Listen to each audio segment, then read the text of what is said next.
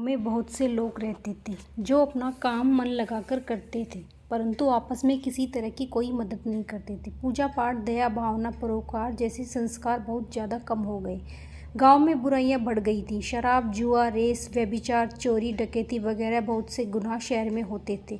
इनके बावजूद शहर में कुछ अच्छे लोग भी रहते थे। ऐसे ही लोगों में शीला और उनके पति की गृहस्थी मानी जाती थी। शीला धार्मिक प्रकृति की थी और संतोषी स्वभाव वाली थी। उनका पति भी विवेकी और सुशील था। शीला और उसका पति कभी किसी की बुराई नहीं करते थे और प्रभु भजन में अच्छी तरह समय व्यतीत कर रहे थे। शहर के लोग उनकी गृहस्थी की सराहना करते थे। देखते ही देखते समय बदल गया। शीला का पति बुरे लोगों से दोस्ती कर बैठा। अब वह जल्द से जल्द करोड़पति बनने के ख्वाब देखने लगा, इसलिए वह गलत रास्ते पर चल पड़ा। फलस्वरूप वह रोडपति बन गया। रास्ते पर भटकते भिखारी जैसी उसकी हालत हो गई थी। शराब, जुआ, रेस, चरस, गांजा वगैरह बुरी आदतों में शीला का पति भी फंस गया। दोस्तों के साथ उसे भी शराब की आदत हो गई। इस प्रकार उसने अपना सब कुछ रेस जुए में गंवा दिया। शीला को पति के बर्ताव से बहुत दुख हुआ, किंतु वह भगवान पर भरोसा कर सब कुछ सहने लगी। वह अपना अधिकांश समय प्रभु भक्ति में बिताने। एक दिन दोपहर को उनके द्वार पर किसी ने दस्तक दी। शीला ने द्वार खोला तो देखा कि एक मांझी खड़ी थी। उसके चेहरे पर अलौकिक तेज निकल रहा था। उनकी आंखों में से मानो अमृत बह रहा हो।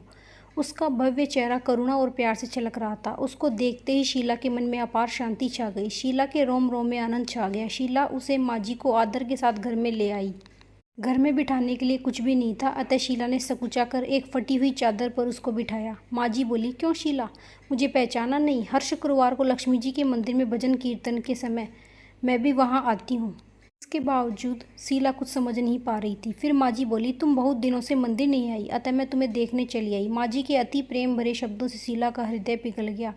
उसकी आंखों में आंसू आ गए और वह बिलक बिलक कर रोने लगी। मांझी ने कहा, बेटी, सुख और दुख तो धूप और छांव जैसे होते हैं। धैर्य रखो बेटी, मुझे तेरी सारी परेशानी बता। मांझी के व्यवहार से शीला को काफ़ी संबल मिला और सुख की आस में उसने मांझी को अपनी सारी कहानी सुनाई। कहानी सुनकर मांझी ने कहा, कर्म की गति न्यारी होती है। हर इंसान को अपने कर्म भुगतने ही। तू चिंता मत कर, अब तू कर्म भुगत चुकी है। अब तुम्हारे सुख के दिन अवश्य आएंगे। तू तो माँ लक्ष्मी जी की भक्त है। माँ लक्ष्मी जी तो प्रेम और करुणा के अवतार हैं। वे अपने भक्तों पर हमेशा ममता रखती हैं, इसलिए तू धैर्य रखकर माँ लक्ष्मी जी का व्रत कर, इससे सब कुछ ठीक हो जाएगा। शीला के पूछने पर मांझी ने उसे व्रत की सारी विधि भी बताई। मांझी ने कहा, बेटी, माँ लक्ष्मी जी का व्रत बहुत सरल है। उसे व्रत लक्ष्मी व्रत या वैभव लक्ष्मी व्रत भी कहते हैं।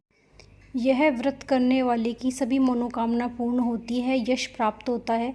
शीला यह सुनकर आनंदित हो गई। शीला ने संकल्प करके आंखें खोली तो सामने कोई नहीं था। वह विस्मित हो गई थी। मांझी कहाँ गई? शीला को तत्काल यह समझते देर न लगी कि मांझी कोई और नहीं थी, साक्षात लक्ष्मी जी ही थी।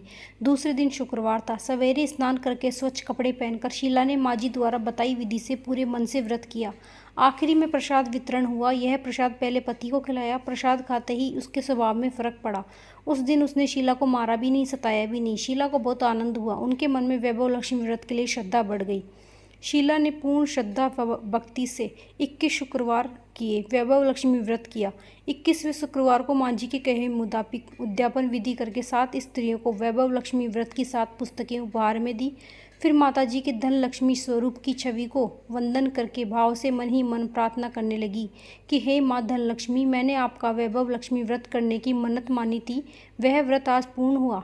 माँ, मेरी हर विपत्ति दूर करो, हमारा सबका कल्याण करो। जिसको संतान न हो उसको संतान देना, सौभाग्यवती स्त्री का सौभाग्य अखंड रखना, कुंवारी लड़की को मनभावन पति देना। जो आपका यह चमत्कारी वैभव लक्ष्मी व्रत करे उनकी सब विपत्ति दूर करना, सभी को सुखी करना। हे माँ, आपकी महिमा अपरंपार है। ऐसा बोलकर लक्ष्मी जी के स्वरूप छवि को प्रणाम किया। व्रत के प्रभाव से शीला का पति अच्छा आदमी बन गया और कड़ी मेहनत करके व्यवसाय करने लगा। उसने तुरंत शीला के गिरवी रखे गहने छुड़वा दिए। घर में धन की बाढ़ सी आ गई। घर में पहले जैसी सुख शांति छा गई। वैभव लक्ष्मी व्रत का प्रभाव देखकर मोहल्ले की दूसरी स्त्रियां भी व्रत करने लगी। वैभव लक्ष्मी व्रत सभी को करना चाहिए। राधे राधे।